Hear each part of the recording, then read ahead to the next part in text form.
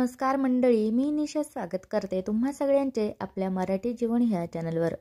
तर आत्ता वाजलेले आहेत 7 आणि माझी संध्याकाळची सगळी कामं झालेली आहेत. चहा झालेला आहे, देवपूजा झालेली आहे, जी बारीक कामं असतात ते पण झालेली आहे. आत्ता मला लागायचं होतं स्वयंपाकाला, तर स्वयंपाक करायची तयारी माझी चाललेली आहे. तर म्हटलं काय करावा, तर आज आम्ही तिघीजणच होतो, म्हणजे मिस्टर आणि सासरे आणि मी. तर तिघंजण होतं, तर तिघांसाठी काय करावं म्हटलं तर फ्रीजमध्ये कोथिंबीर अशी थोडी जास्त होती, तर ती आणलेली होती, मोठी जुडी होती. म्हणून म्हटलं चला याचेच आपण मुटकुळे करून टाकावं मस्तपैकी. तर तेच मी करायला घेतले होते, कारण कोथिंबीर खूप जास्त होती आणि एवढी वापरली पण जाणार नाही म्हटलं तर मग फेकण्यापेक्षा फ्रीजमध्ये पण जास्त दिवस आपण स्टोअर नाही करू शकत. वापरून वापरून किती वापरणार ना. मग ते जर नवीन आपलं आठवड्याचा भाजीपाला येतो तेव्हा नवीन आणता येईल म्हटलं, पण ही जी आहे आता त्याचं काहीतरी उपयोग करून घ्यावा. तर इथं मी तेच कोथिंबीर निवडायचं काम चाललेलं होतं. जुडी मोठी होती म्हणून टाईम लागणार होता. तर इथं काड्या पण त्याला भरपूर होत्या कोथिंबीरला. त्या काड्या पण मी बाजूला ठेवत आहे, कारण कसं तेच मी कट करून स्टोअर करून ठेवेल डब्यात. जर मला मसाल्याची भाजी करायची असली तर मग तेव्हा कामी येईल.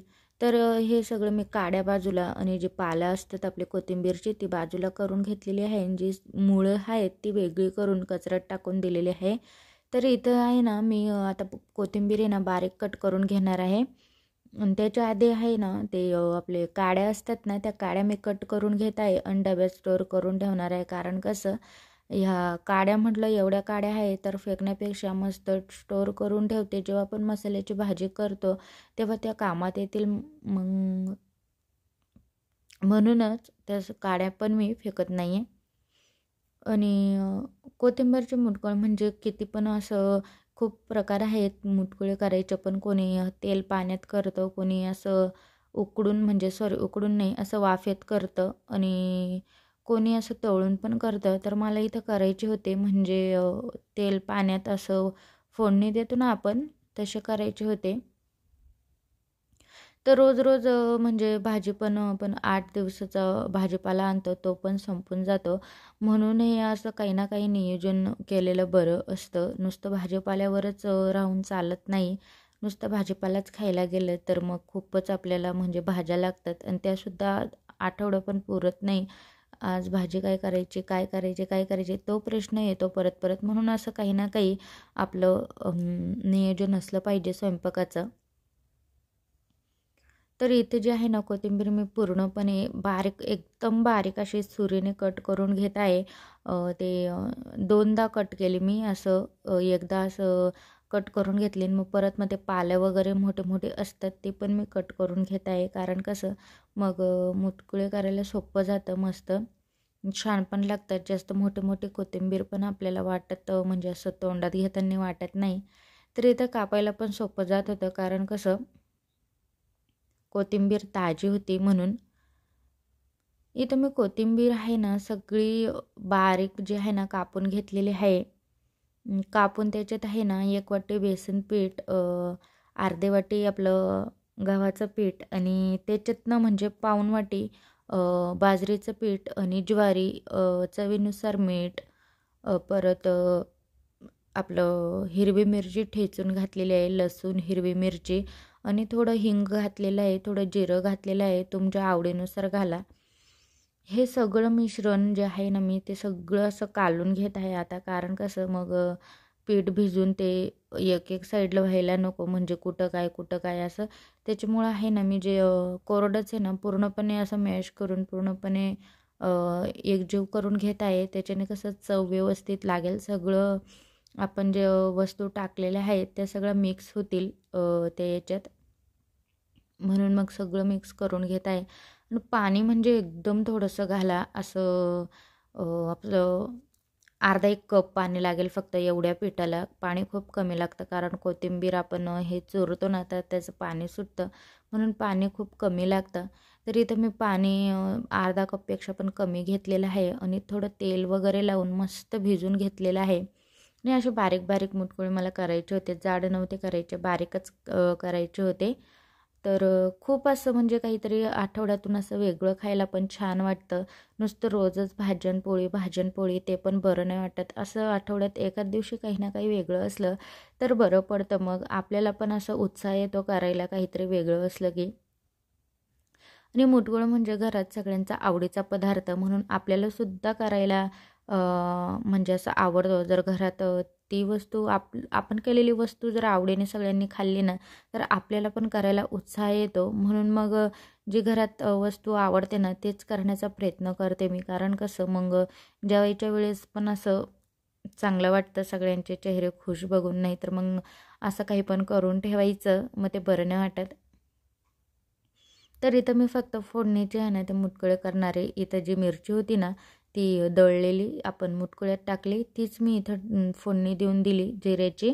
आणि जे थोडं पीठ उरलेलं आहे ना ते मी असं टाकणार आहे वरून कालून आपलं मुटकुळे घट्ट होण्यासाठी.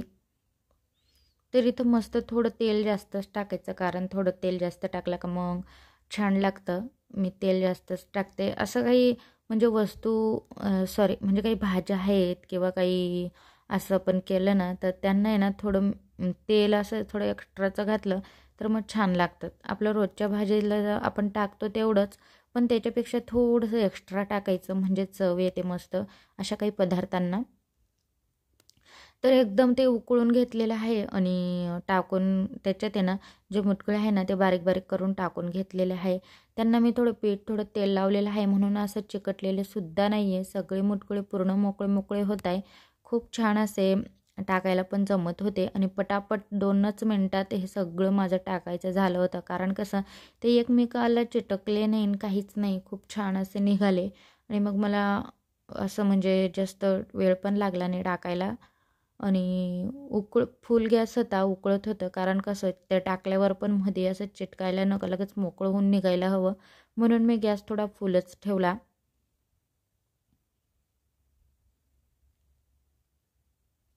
तर खूप छान मुटकुळे झाले होते मस्तपैकी.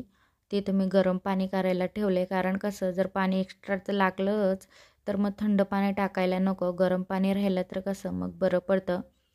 इथं बघा आता मी गरम पाणी वगैरे सगळं टाकून दिलेलं आहे आणि मस्तपैकी आता शिजायला ठेवलेले आहेत 5-1 मिनटं. तोपर्यंत जी भांडी निघालेली होती ना मग स्वयंपाकाची ती मी सगळी आता इथं घासून घेणार आहे. कारण कसं जेवण झाल्यावर आपलं म्हणजे स्वयंपाक झाल्यावर आहे ना भांडी लगेचच घासून घेतली तर मग बरं पडतं. कारण कसं मग किचनवर पण पसारा दिसत नाही. ते बेसिंगमध्ये पण भांडे पडत नाही आणि आपल्याला जेवण झाल्यावर पण असं जास्त भांडे राहत नाही घासायला.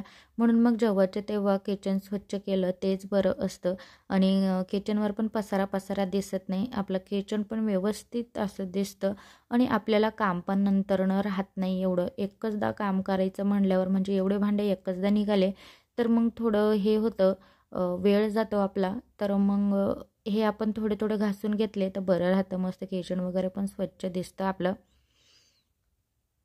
तर मी सगळी भांडी आहे ना याच्यातच बेसिंगमध्येच टाकून देते. कारण कसं बेसिंगमध्ये सगळे भांडे टाकून जर धुतले ना भांडे धुवायला सोपं जातं. आपण जो भांडं धुतो ना तेच पाणी खाली येऊन जे खालचे भांडे असतात ना ते पण सगळे साबणाचे असतात म्हणून त्यांना पण धुवायला मदत होते. मग आपल्याला धुवायला सोपं जातं भांडे. म्हणून मी सगळी भांडी आहे ना बेसिनमध्ये टाकून देते आणि जेवणाच्या आधी पण जेव्हा किचन साफ करते ना तेव्हा पण बेसिंग वगैरे सगळं व्यवस्थित धुवून चुवून घेते. कारण कसं मग बेसिंग चिकट वगैरे होत नाही. मग आपण प्रत्येक वेळेस भांडं म्हणून जर धुवून घेतलं घासून घेतलं ना बेसिन तर मग बेसिंग वगैरे असं चिकट वगैरे होत नाही काही होत नाही.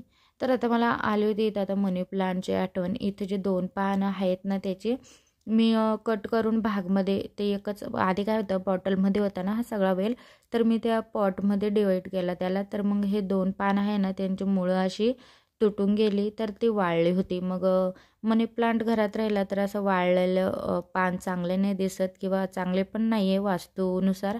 म्हणून